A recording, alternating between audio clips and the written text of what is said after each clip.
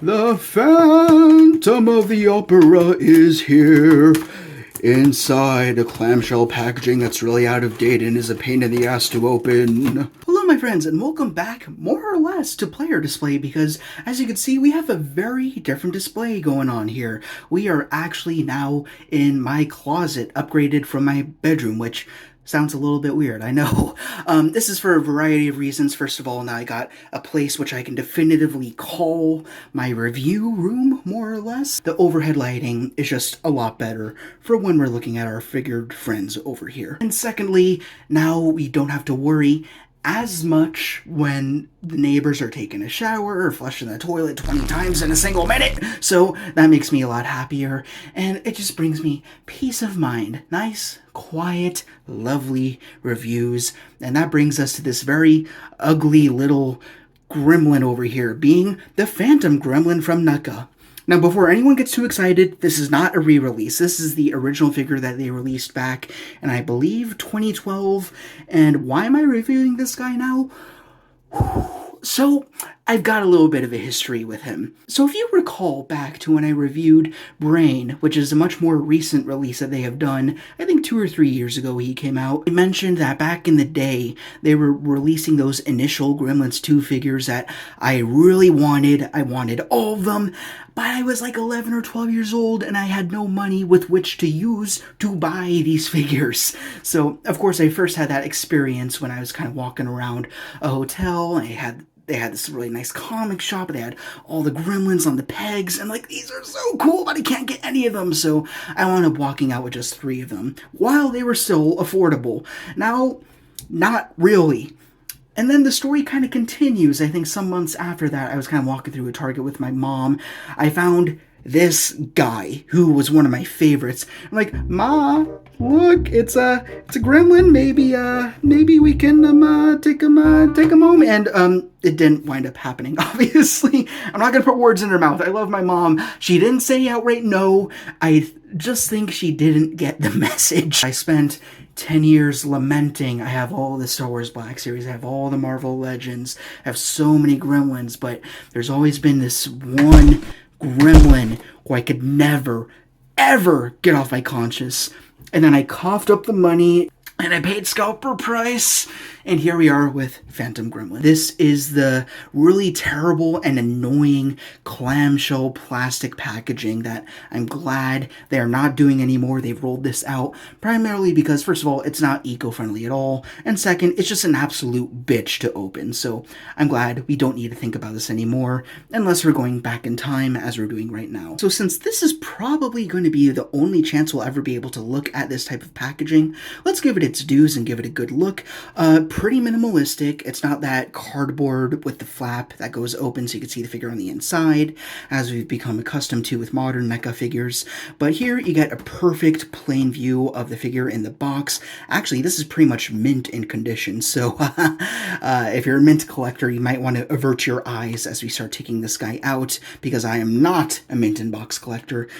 You could see our old Gremmy boy in there looking very spectacular with his 2 accessories very nicely displayed, so you know exactly what you're getting with this figure, which is kind of a philosophy that I feel like manufacturers have kind of been neglecting as of late years. So it's really refreshing to just get the box, here's a figure, look at the paint, and then you can have your fun. Going down, I really love this profile image that they have of the prop from the movie, just looking absolutely spectacular.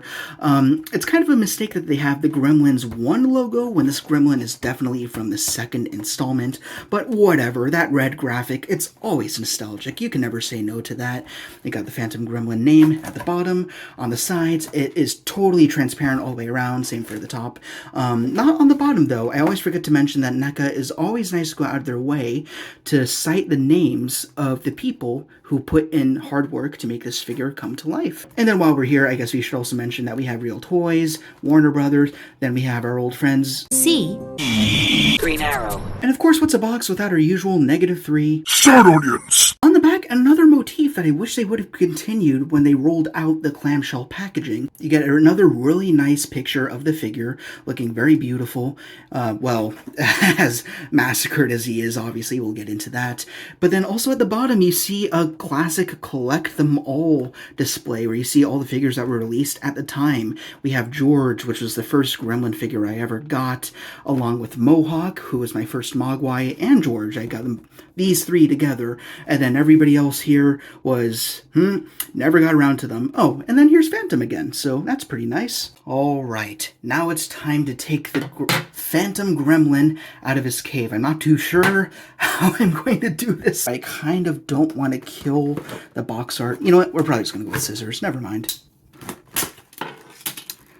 Alright, so we got that edge off, and now I think we can kind of peel up this plastic lip, get the cardboard out of the way, because I actually want to keep that insert, so that way, just for nostalgic reasons, really no reason other than that.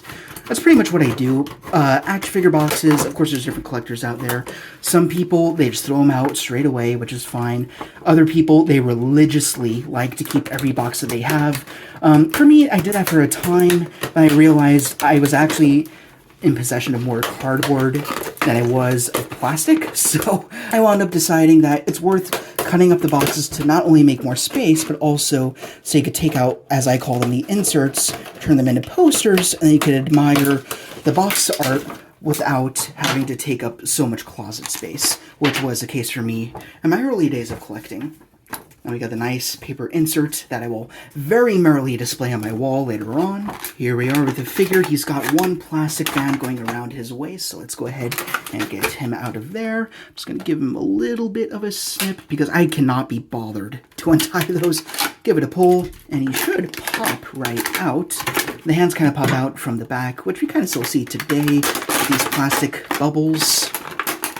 One hand, and oh man, I'm really excited for this guy, but let's get him out of the way for the moment as we take out the accessories, being of course his Phantom mask. It looks like it's double taped, so let's just be on the safe side. I don't want to slide it out, I'd rather lift it out. So let's get the bottom one out, and now, yeah, there we go, Phantom mask. And then we also have his little vial that kind of turned him into what he is, which is kind of a mainstay with the figures they're doing now. So it's kind of cool that they continued doing that after the fact, and they started doing the new waves of new batch figures, if you will. God damn it, I love this figure. I love that NECA, as opposed to other action figure lines, they go out of the way to just give us throwaway side characters. As for Phantom here, you only saw him for not even a full 60 seconds of screen time. Of course, the first time we saw him is when he got the acid splash on his face, thus giving him his name. And I think we saw him kind of dancing around during the New York scene for a little bit.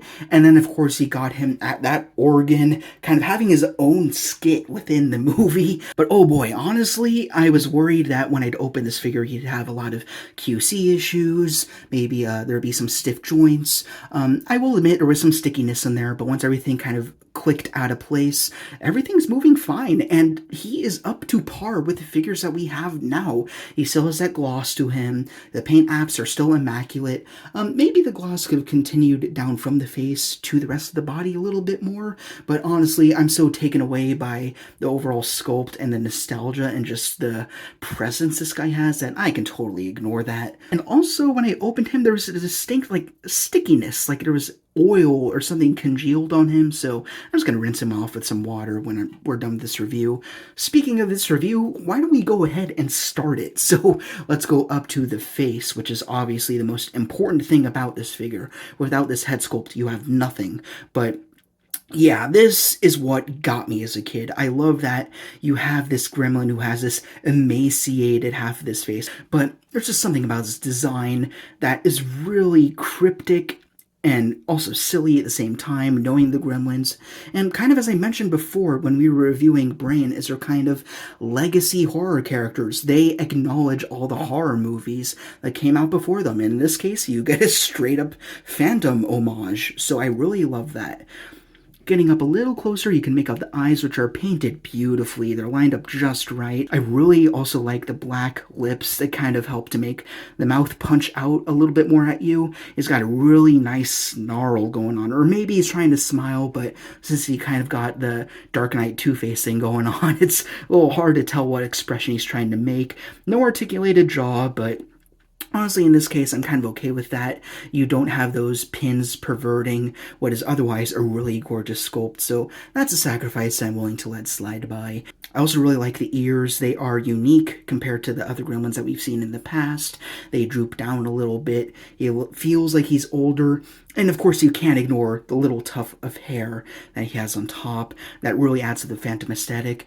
Actually, as a kid, I didn't even notice that. I didn't realize it was there until I studied the product shots a little bit more closely. On the back, you get a lot more of that hair going on. I love how it's very swifty and all that. I'm going to do my very best to touch it as little as possible because I had the original release of Mogwai Mohawk, who of course also had the same hair treatment, and that kind of flocked off a little bit over the years, not too much, but for Phantom, I'm definitely going to be careful with that.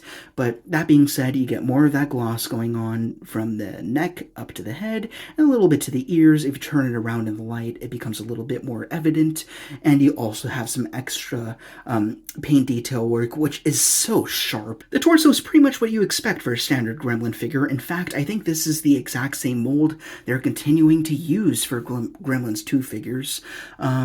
Well, maybe not. He doesn't have the little horns. No, he does. Yeah, it's not extended flesh. Those are horns. They're just unpainted. But again, this is like 2012 NECA. They're going to miss a few spots, so I forgive that completely. And you're not going to see that. Who cares? But at the same time, really good paint that justifies the reuse that we've been seeing. And in fact, this is probably the first time we've ever seen this body mold. So there's really nothing to forgive here. This is where it all started. But yeah, you got some really nice yellows, some shadings. When it meets with the green, it doesn't feel like it's just hitting a wall there. It just blends in very naturally. It feels very organic. And that's really the thing about these Gremlins figures that you want to get across. I mean, if you're going to do reuse, be sure they always look like they are an animal. They're greasy, they're slick, they're asymmetrical, they've got weird patterns going on, and they've got everything here. It looks really good. On the shoulders, you get your usual horns. You get a really rigid, scaly pattern that, I really love that. Gremlins are kind of amphibious and also reptilian, and you really get that when you look at the ears here. They're really flat, and they go down the arms, and it gets really rigid and rocky looking, so that's really cool. Going down to the forearms, the details continue with kind of those spots and then the scales. They also get the hands, which almost feel a little bit fleshy, and they look really good. They are uniquely posed, so this hand is meant, of course, for that vial of acid, and this one over here is meant to hold the mask. This is actually the only place where I have an issue with this figure, and even then I don't really care that much. You see, there's a very distinct orange blob going on. I don't know why that's there. I'm not making out any orange on this figure. I guess maybe there's some slight airbrushing going on the ears that perhaps dripped onto the hand, but I really don't care. I mean, he's going to be holding his mask, doing his Phantom shtick. They're not going to notice that, especially when it's turned this way and it's kind of hiding. Hey, it's a nice thumbs up, almost as if he's asking you to like this video. The legs are exactly the same. Take that for what you will. It's good because they do look very nice as they have over the years, but also you don't get a whole lot of movement in them. As I said with Brain, I never articulate the legs of Gremlins figures. The arms pretty much do all the work. Meanwhile, the legs, I feel like if you move them just a little bit, then the figure's just going to fall right over. So for me, I kind of just leave them. But you continue with that reptilian detailing that goes from the scales down to the feet. Everything it just looks absolutely fantastic. I mean, there's not a whole lot else I could say about this figure. It's a Gremlin, and it's the Phantom Gremlin on top of that. No complaints. Really good. Now let's go ahead and move on to the accessories in chronological order, if you will. So, of course, he was a standard Gremlin to begin with, until there was a Gremlin who got a little bit rowdy in the laboratory, and he threw this vial of acid right into the Phantom's face, thus turning him into the Phantom. And then, of course, it says, acid, do not throw in face. The scientists in the lab with their PhDs wanted to be as clear and concise as they could, and you know what, I'll be damned, they did a very good job here. if you turn around to the back, you could see they kind of simulate a clear, transparent liquid. It doesn't need to be colored or anything. It wasn't in the movie. Might as well have just been water or vinegar anyways. He doesn't have any alternate hands, but I do like that the hands that they went with are very obviously meant for one accessory or the other. Obviously on the right, that is meant for the acid, which he never really held himself. But of course, the trademark accessory that comes with this figure is his phantom mask, which he somehow has very ready to roll as soon as he has acid splash on his face. Immediately after, he kind of pulls the mask right out and giggles and runs away. So all that, who cares about continuity in these movies? But anyways, it's no paintwork at all. There shouldn't be. I mean, it's just a flat white in the movies, which is fitting. There's a nice rod there that he can hopefully hold in his hand pretty well. That was probably my only concern when getting this figure, is how would he hold this piece? That's the ticket. Okay, so you stretch out those two fingers, open the gap, slide it in, and then there's enough tension for him to hold the mask just fine. And can he hold it up to his face? He gets close, but honestly, I wouldn't want him to have it right on his face because I love having it exposed anyways. Whoa, and holy crap, I realized you can actually wear the mask too, which is really interesting. So this is accomplished. I was looking on the inside of the mask. You can see that there are some little indents that are meant to conform to the horns around his brow, and that allows the mask to kind of just hook right onto his face. And it's really no trouble, and it lines up pretty good with the eyes, as you can see here. I mean, in the movie, of course, it was kind of just dark and silhouetted. You couldn't make them out to begin with, but it does stay on there, no problem.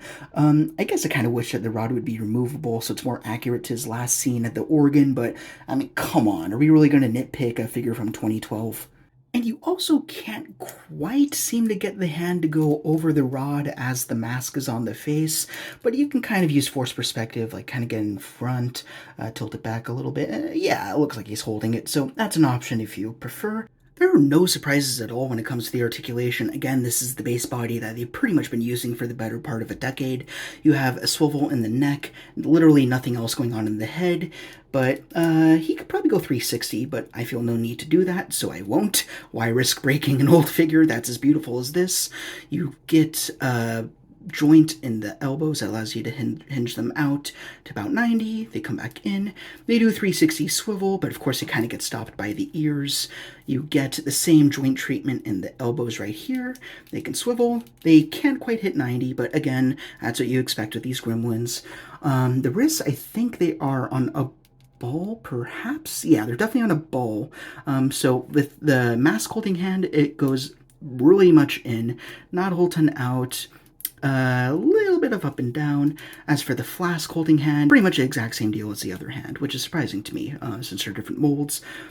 The legs, again, I'm not going to go too crazy with them, but they V out, they V back. Those are pretty much a swivel. I think there's a ball in there, but because of the way that the pelvis sculpt kind of cups over the leg, you're not going to be able to make any work with that, but you do get a single joint in the knee, which allows for a 90. Again, this is probably where we're going to keep it anyways.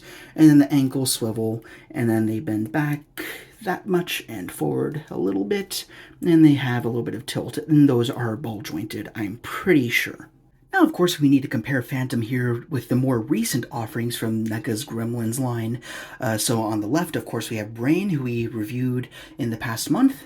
Then we also have Greta on the right, who I still need to get to. Again, there's one accessory that I need to retrieve to make it a full review, but now I think we're about to get to her very soon, so look forward to that. And then down here, even though he's out of scale, we have the more recent release of Gizmo. That was the Ultimate Pack that had the alternate face sculpts and then accessories.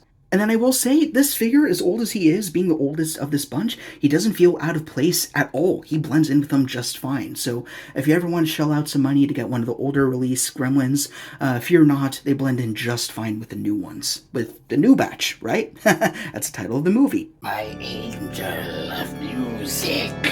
Here he is next to a few other figures that makes no sense to him in relation to genre or scale, but we have Black Series McQuarrie Darth Vader along with NECA's RoboCop.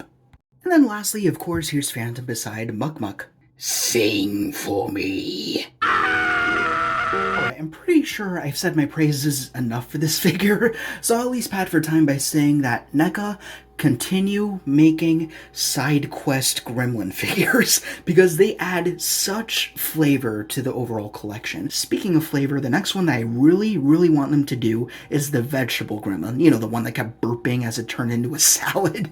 But yeah, all that being said, this is just a really fun throwback and just a reminder to us of NECA's roots and to show that they continue to crank out quality figures 10 years after the fact.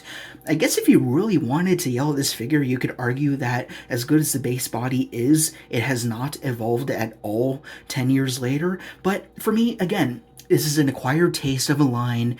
The base body serves its purpose. It doesn't move around a whole ton, but it's really about the sculpt work, the paint, the realism, and the nostalgia is just blazing from these Gremlins figures. I love all of them. I don't think there's ever been one that I've disliked.